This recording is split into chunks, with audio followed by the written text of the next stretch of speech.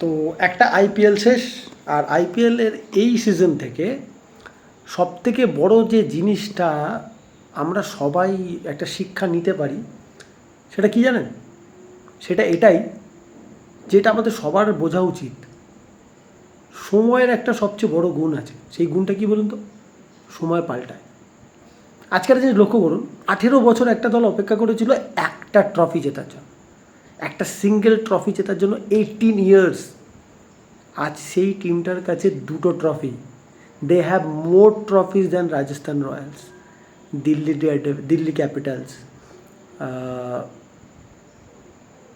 They have more trophies than Punjab, যারা trophy জেতেনি কখনো। সানরাইজার্সের সাথে মনে হয় ইকুয়াল হলো। তো কেকেআরের জাস্ট একটা পেছনে এখন ওরা, যেখানে একসময় ওরা 3টে পেছনে ছিল, এখন জাস্ট একটা পেছনে। তো এটা একটা বড় শিক্ষা আমাদের, যে খারাপ সময় থাকে থাকে থাকে, সময় চাকা ঘোরে, আর দেন তারপর যখন যে ভালো সময়টা আসে না, ওই সময় ইউটিলাইজ করে নিতে হয়। যেটা আরসিবি করছে ভাই, যেটা আরসিবি করছে। কালকের পারফরমেন্স আপনারা সবাই দেখেছেন, এক পেশে ম্যাচ, কাইন্ড অফ একটা যেন টসেতেই ডিসাইড হয়ে গেছিলো, এইরকম একটা ব্যাপার তো ছিলই। কিন্তু কালকের ওই ইনিংস, কালকে গুজরাটের ইনিংসটার পর না, আরও বেশি করে যে জিনিসটা আমি বুঝতে পারলাম, যে ভাই কালকের ওই গুজরাটের ইনিংসটার ধসটা দেখে যেটা আমার বেশি করে মানে ফিলিংসটা জেগেছে, যে কোয়ালিফায়ার 2তে বৈভব সূর্যবংশীর ওই ইনিংসটা কতটা দামি ছিল। সেখানেও আর্লি 2টো উইকেট চলে গেছিলো, আর দুটো ইনফর্ম ব্যাটসম্যানের, দুটো মেন ব্যাটসম্যানের। সেখান থেকে বৈভব সূর্যবংশী, একটা 15 বছরের বাচ্চা ছেলে, কোন জায়গায় ইনিংসটা টেনে নিয়ে গেছিলো। কালকের ম্যাচ নিয়ে যদি বলতে হয় ভাই, ভুবনেশ্বর কুমারের এই রিডেমশন, যে কামব্যাকটা, আমি সিরিয়াসলি ভুবনেশ্বর কুমারকে আবার ইন্ডিয়ান টিমে দেখতে চাই। বিশেষ করে 2027 ওয়ানডে ওয়ার্ল্ড কাপে Bhubaneswar Kumar can be a handy bowler that কন্ডিশনে সাউথ আফ্রিকায়। ইন্ডিয়ান থিঙ্ক ট্যাঙ্ক যদি এটা নিয়ে চিন্তা করে, Bhubaneswar Kumar can be a deadly weapon. Bumrah সিরাজের পাশে যদি ভুবনেশ্বর কুমার থাকে, কারণ সাউথ আফ্রিকাতে আই থিঙ্ক আপনাকে 4টে পেসার খেলাতে হতে পারে, সেখানে Bhuvneshwar Kumar with his experiences, with his skills, ভাই he can be a match winner, যেটা ভুবনেশ্বর কুমার অলরেডি সবাই আমরা জানি, he is a match winner. আমি জানি না ইন্ডিয়ান বোর্ড এটা নিয়ে চিন্তা করছে কিনা, বাট আমার মনে হয় যদি আমি আজকে সিলেকশন কমিটিতে থাকতাম না, আমি সবার আগে যে নামটা প্রস্তাব করতাম নেক্সট পুরো ওয়ানডে সিরিজগুলোর জন্য, সেখানে একটা নাম কনসিস্টেন্টলি থাকতো, সেটা হচ্ছে ভুবনেশ্বর কুমার। থাকতেই হতো। বিরাট কোহলি কালকের ইনিংসটার পরও একটা জিনিস বুঝিয়ে দিল, যে Virat Kohli is not finished ভাই। যারা যারা ওই অস্ট্রেলিয়াতে দুটো ওয়ানডে ম্যাচে 2-0 দেখে বলেছিলেন Virat Kohli is finished,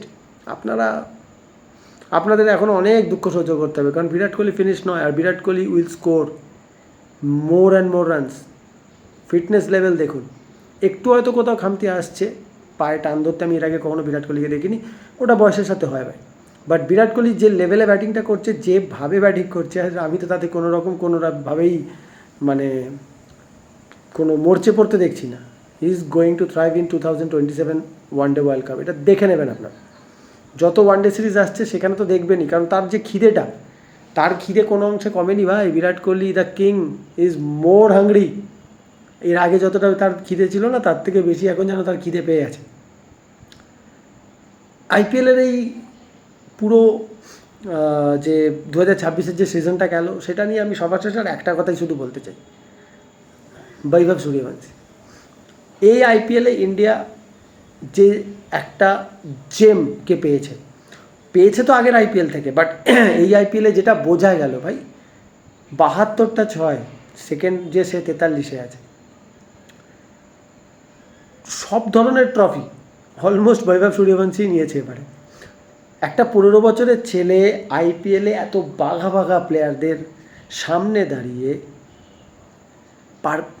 orange cap নিয়ে নিচ্ছে, এটা ফ্লুক হতে পারে না।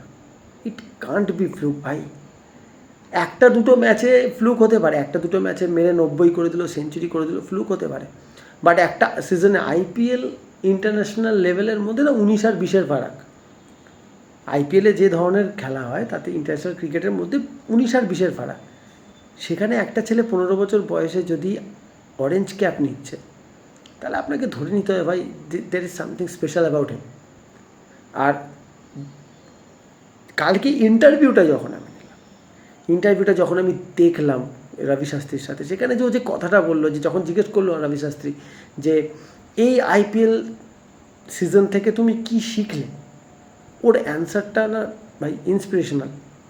ও একটাই কথা বললো, আমি শিখেছি কী করে কন্ডিশন অনুযায়ী নিজের খেলাটাকে রাখতে হয়, কী করে পরিস্থিতি অনুযায়ী নিজের খেলার মোমেন্টামকে চেঞ্জ করতে হয়, কী করে সিচুয়েশন অ্যাকর্ডিং টু সিচুয়েশন কী করে ব্যাটিং করতে হয়। যদি এই ছেলেটা 15 বছর বয়সে এই জিনিসটা বুঝে যায়, এই ম্যাচুরিটি এসে যায় না ভাই, আমি সত্যি বলছি, আমি very very very very very very confident যে এই ছেলেটা ওয়ার্ল্ড ক্রিকেটকে জাস্ট কাঁপিয়ে দিতে এসছে। আচ্ছা কথা বলুন তো, লাস্ট কবে আপনারা একটা 16 বছরের ছেলেকে বা একটা 15 বছরের ছেলেকে শুনেছিলেন যে একটা ছেলের কাঁধে পুরো টিমের দায়িত্ব? মনে পড়ছে এরকম কারোর কথা? সেই সচিন তেন্ডুলকার। এটা ভাববেন না সচিন তেন্ডুলকারের সঙ্গে আমি কম্প্যারিজন করছি, কোনো চান্সেস নেই। সচিন তেন্ডুলকারকে লাস্ট এই বোঝাটা টানতে হয়েছিল যে ভাই এই একটা প্লেয়ারের ওপর দাঁড়িয়েই এ খেললেই তবে টিমটা দাঁড়াবে, এর উইকেটটাই ইম্পর্ট্যান্ট, এর উইকেটটা নিলে বাকি টিমে কিছু নেই। এইরকম একটা সিচুয়েশন যেটা বৈভব সূর্যবংশী এবারে ক্রিয়েট করেছিল। নাহলে যদি নিউজিল্যান্ডের ইন্টারন্যাশনাল টিমের মেন বোলার আপনাকে আপনার উইকেট নিয়ে যেভাবে সেলিব্রেট করছে, তার মানে আপনি কিছু করেছেন না, সেই জন্য একটা ইন্টারন্যাশনাল বোলার আপনার উইকেট নিয়ে ওইভাবে সেলিব্রেশন করছে, তার মানে আপনি কিছু করছেন, আর যেটা করছেন সেটা অনেক টিমকে ভয় পাওয়াচ্ছে। সো এবারের আইপিএল থেকে এটুকুই, আর কিছু না, আর কি বলবো, দ্যাটস অল। এবার তো সামনে আরও বড় উৎসব, কারণ বিশ্বকাপ ফুটবল আসছে, and we will talk about it. আমার নেক্সট যাবতীয় যা ভিডিও আমি করবো এবার এরপর থেকে সবটাই বিশ্বকাপ ফুটবল নিয়ে হবে। সো গাইজ, সবাই খুব ভালো থাকুন and be ready for world cup football. দুনিয়ার সবথেকে বড় স্পোর্ট ইভেন্ট এটা, অবভিয়াসলি আমরা জানি। আর যে যার টিমকে সাপোর্ট করবে, লেটস গো ফর ইট। দেখা হবে পরের ভিডিওতে, ততক্ষণের জন্য সবাই খুব ভালো থাকুন, টেক কেয়ার, বাই গাইস।